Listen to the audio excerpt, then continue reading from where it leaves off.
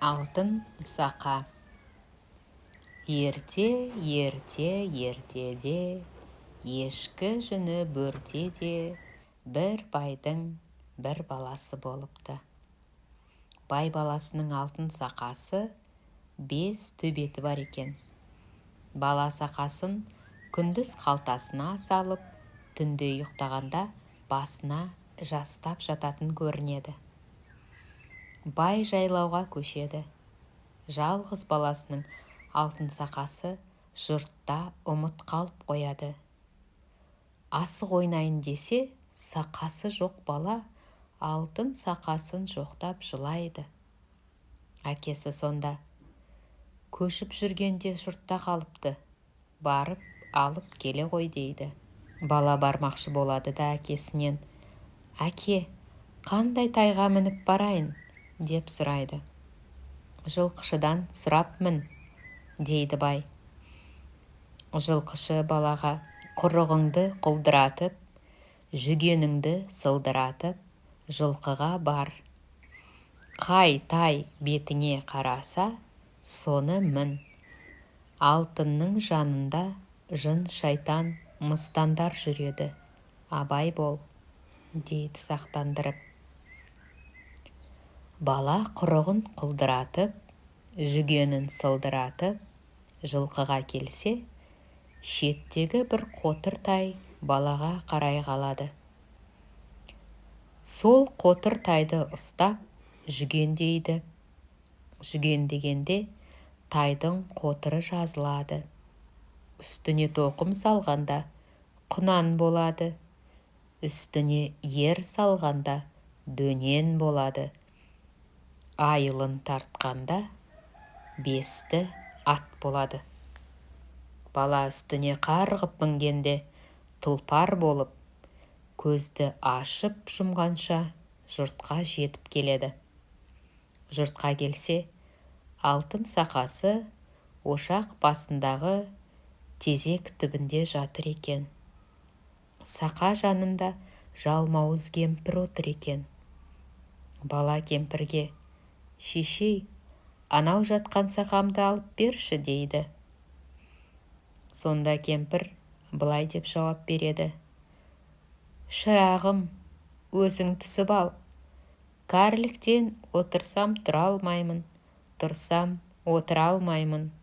Мен түссем міне алмаймын, мінсем түсе алмаймын, дейді бала да көнбей. Осы сәтте бала мінген тай алтын сақаның жанына келіп жата кетеді. Бала үзеңгіден аяғын суырмай сақаны іліп алады. Тай шаба жөнеледі. Жалмауыз кемпір тұра қуады. Бала қашып келеді, кемпір қуып барады. Әрі-бері қуып жете алмаған соң, кемпір бір тісін жұлып алып лақтырады.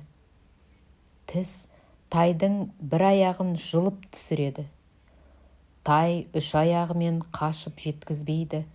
Кемпір тағы бір тісін жұлып лақтырады. Тайдың тағы бір аяғы жұлынып түседі. Енді ол қос аяқтап шабады. Тай әлсірейді. Жолында бір бәйтерекке кез болады. Терек жанына бара бергенде бала тайынан секіріп түсіп, бәйтеректің басына шығып кетеді. Жалмауыз кемпір келесі бір түсін суырып алып, кетпен қылып, бәйтеректің түбін қаза бастайды. Сөйтіп, ол кешке дейін қазады. Бір кезде бір қызыл түлкі келеді де кемпірге: шешей, шаршаған шығарсыз, мен қаза тұрайын, сен ұйықтап ал, дем ал, дейді. Кемпір келісіп, тісін беріп, өзі ұйықтайды. Түлкі тісті суға ағызады да қазған шұқырды бітеп кетіп қалады. Кемпір оянса, тісі де жоқ, түлкі де жоқ. Жалмауыз кемпір қалған 2 тісінің біреуін суырып алып, бәйтеректің түбін қайтадан қаза бастайды. Бір уақытта тағы да бір түлкі келіп: шешей, шаршаған шығарсың, кетпеніңді маған бере тұр, мен қазайын, дейді. Жалмауыз кемпір: мені алдап Кетпенімді алып кетпексің ғой, бермеймін, деп келіспейді. Сонда түлкі: ол қырдың қызыл түлкісі, мен сайдың ақ түлкісімін. Өткенде бұл баланың әкесі аң аулап жүріп мені қуып өлтіре жаздаған болатын. Сондықтан болар. Одан алар менің кегім бар, дейді.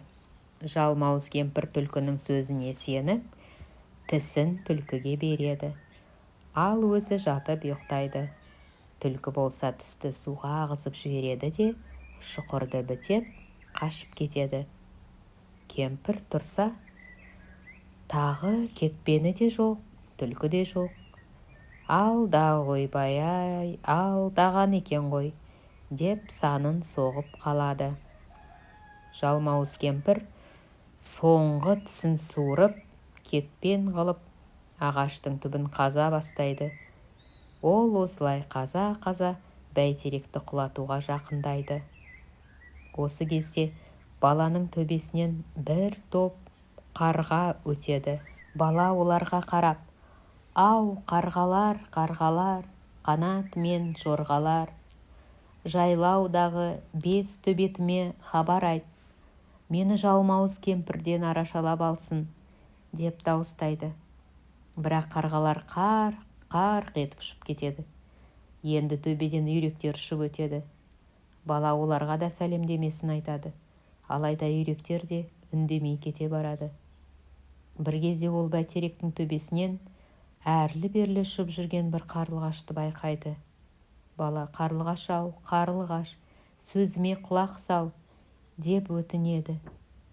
Бала қыстаудағы үйдің бұрышына ұя салған қарлығаштың балапандарына тимей, күтімге алып, қанаты қатайғанда ұшырып жіберген екен. Жақсылыққа жақсылық демекші, қарлығаш ағаштың бір бұтағына келіп қонады. Бала құсқа: жайлаудағы бес төбетіме хабар айт, менің жалмауыз кемпірден арашалап алсын, дейді жылап тұрып. Қарлығаш ұша жөнеледі. Жайлаудағы төбеттерге келіп, осындай пәлен жердегі бәйтеректің басында бала отыр. Бәйтеректің түбін жалмауыз кемпір қазып жатыр. Енді құлауға таяп тұр, деп баланың сәлемін жеткізеді. Мұны естіген төбеттер шапқаннан шауып отырып, бәйтерек өсіп тұрған жерге келеді. Сол кезде бәйтерек те жерге құлайды. Баланың төбеттері жалмауыз кемпірдің қолын қол, бұтын бұт қылып, жүн-жүнін шығарып талап тастайды. Бала төбеттеріне кезек-кезек мініп, еліне аман-сау жетеді.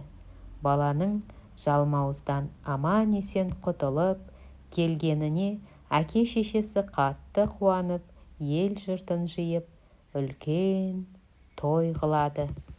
Алда қызық ертегілерді жіберіп алмас үшін каналға тіркеліп қой. Сау бол.